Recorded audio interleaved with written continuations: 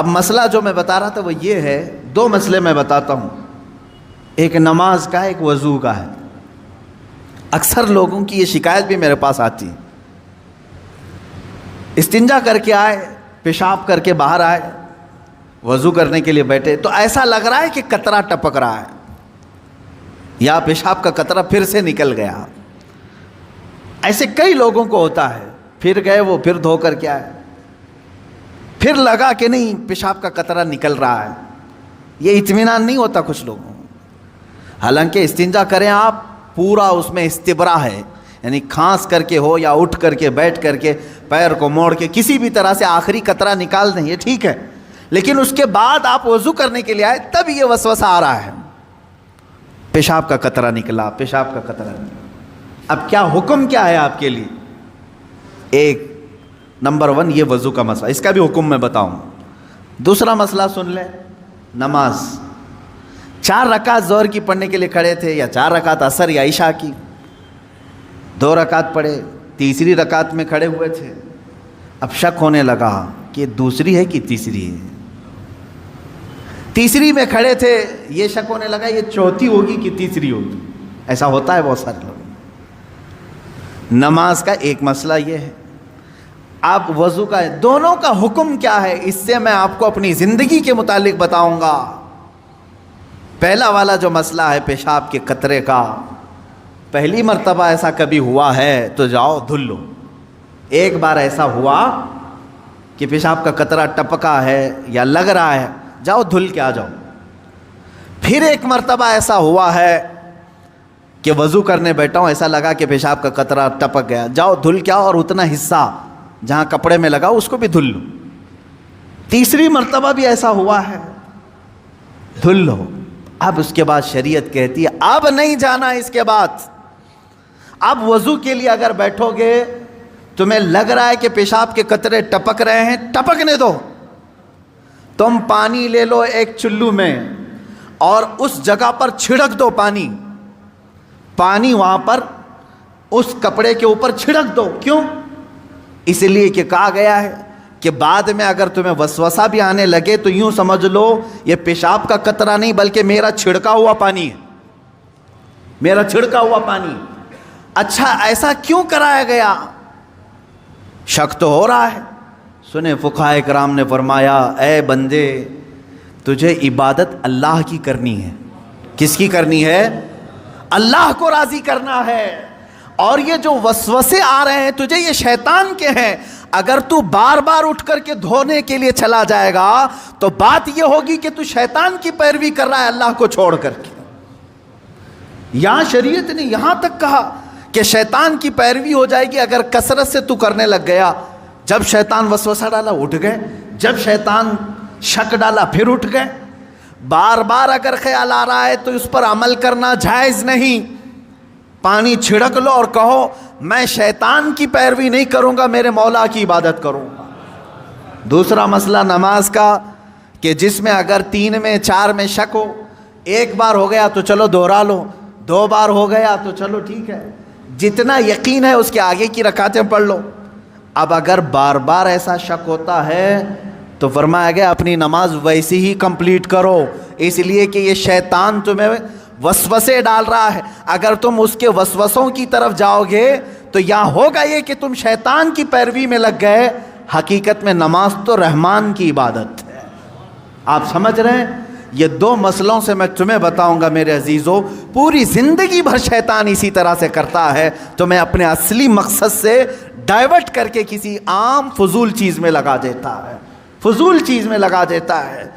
اسی لیے اب جیسے کسی نے اپنے پورے گھر کی فکر میں، اپنی جائیداد کی فکر میں پوری زندگی ختم کر دی، اسے معلوم ہی نہیں کتنے دن رہنے والا تھا، کتنی عمارتیں بنا رہا ہے، کتنی چھتیں قائم کرے گا۔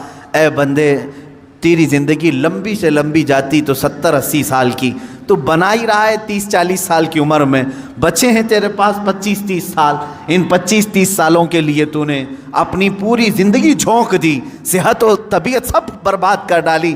لیکن جہاں 100 سال سونا ہے کہ 200 سال کہ 500 سال کہ 1000 سال، ہمیں معلوم نہیں قبرستان میں کتنا سونا ہے، وہاں کے لیے بندہ ایک رات کی بھی عبادت کرنے کو تیار نہیں، ایک تسبیح گھمانے کو بھی تیار نہیں، وہاں کی عمارت تیار کرنے کو بندہ تیار نہیں۔ یہ شیطان ڈائیورٹ کر چکا ہے تمہیں، تمہاری اصلی منزل تو وہ تھی، تمہیں لگا دیا کسی اور کام میں، تمہیں لگا دیا کسی اور کام میں۔ عزیزان گرامی، اسی لیے تو شاعر نے کہا تھا، آگاہ اپنی موت سے کوئی بشر نہیں، سامان 100 برس کا ہے پل کی خبر نہیں، 100 برس کے پلان ہے پل کی خبر نہیں۔ تو شیطان اس طرح سے جو ہر زندگی میں ڈائیورٹ کرتا ہے۔ اب میں آپ کو بتاؤں ایک چیز، جن چیزوں کو ہم سمجھتے ہیں کہ یہی کل ہے دنیا میں، نوجوان یہ سمجھتا ہے کہ ایک خوبصورت لڑکی مل جائے پوری زندگی ہے، دیکھو اسی پر تو شعر و شاعری کرتا ہے، اسی پر تو پوری محبت کے نغمے گاتا ہے، اسے معلوم نہیں کتنے دن کیا یہ عائش ہے۔ اور کچھ لوگ یہ سمجھتے ہیں کہ مال، گاڑی، کار، بنگلہ ہو جائے یہی سب کچھ ہے۔ تقریباً انہی میں ہم سب دوڑ رہے ہیں، انہی میں ہم دوڑ رہے ہیں۔ ایک بادشاہ نے اعلان کیا کہ آج میری عنایتوں کا دریا جوش میں ہے، میں خوب عطا کروں گا۔ لوگوں کو بلایا، ایک کوئی بندہ ایسا آ جائے جس کے لیے میں کہتا ہوں اپنے ہاتھ میں ایک چھڑی لے لے، لکڑی لے لے، اور وہ زمین پر دائرہ کھینچتا جائے صبح فجر کے بعد۔ اب وہ دائرہ کھینچتا کھینچتا سورج کے ڈوبنے سے پہلے پہلے تک جتنا دائرہ کھینچ لے گا وہ پوری زمین اس کے نام پہ کر دوں گا۔ دن بھر میں آپ کتنے ایکڑ کھینچ لیں گے؟ اگر فری میں مل رہا ہے تو کون چھوڑے گا؟ دائرہ کھینچنے کے لیے کہا کہ جو لکیر سے سرکل بنا لے، جتنا بنا لے گا، لیکن ٹائم ہے سورج ڈوبنے سے پہلے پہلے تک۔ اس میں سے ایک وزیر یا ایک سپاہی آگے آیا اور اس نے اپنے ہاتھ میں چھڑی لے لی، بادشاہ سلامت مجھے اجازت دے دے۔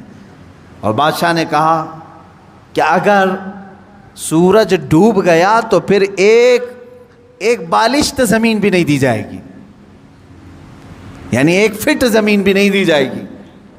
ہاں، سورج ڈوبنے سے پہلے پہلے تک یہاں پر دائرہ مکمل کر۔ اب وہ نکلا چھڑی لے کر کے، لکیر کھینچتے کھینچتے، اسے بہت بڑی زمین چاہیے تھی، اتنی بڑی کہ اس سلطنت میں کسی کی نہ ہو، جب فری میں مل رہی ہے۔ کھینچتا کھینچتا وہ گیا، کافی دور تک چلا گیا، دوپہر ہو گئی، تھک گیا، کچھ دوڑا کچھ چلا۔ اب جب دوپہر ہو کر سورج ڈھلنے لگا تو اس نے سوچا واپس ہو جاتے، چونکہ جہاں سے میں دائرہ کھینچا ہوں وہاں تک لا کر کے لکیر کو ملانا ہے، اتنی زمین میرے نام پہ۔ اب واپس ہوا، اب یہ کتنے کلومیٹر کی زمین گھیرا تھا واللہ عالم، دوڑا تھا اس نے صبح سے لے کر دوپہر تک، نہ کھانا ہے نہ پانی ہے، دوڑ رہا تھا۔ دوڑتے دوڑتے سورج پیلا ہو گیا، عصر کا وقت آ گیا۔ اب اس نے دیکھا کہ بادشاہ کا محل اور سپاہی سب قریب نظر آ رہے ہیں، دل میں ٹھنڈک ہو گئی، میں پہنچ جاؤں گا سورج کے ڈوبنے سے پہلے پہلے، میرے بگننگ پوائنٹ جو ہے جہاں سے سٹارٹ ہوا تو وہاں تک پہنچنا ہے مجھے۔ لیکن تھک گیا تھا، اعضا جواب دے رہے تھے، نڈھال ہو گیا، شاید آدھا کلومیٹر یا 1 کلومیٹر باقی رہ گیا ہوگا، چلنے کی سکت نہیں رہی۔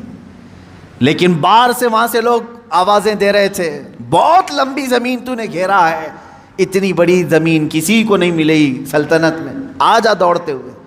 کچھ لوگوں نے ہمت دکھائی، حوصلہ دلایا، دوڑا اور تیزی سے دوڑا، پھر دوڑا، سورج ڈوبنے کے بالکل پاس میں آ گیا، سورج غروب ہونے کے لیے بس آدھا سورج اندر جا چکا تھا، اور اس کا پوائنٹ جہاں سے شروع کیا تھا وہ بھی قریب نظر آ رہا تھا، وہ بھی قریب نظر آ رہا تھا۔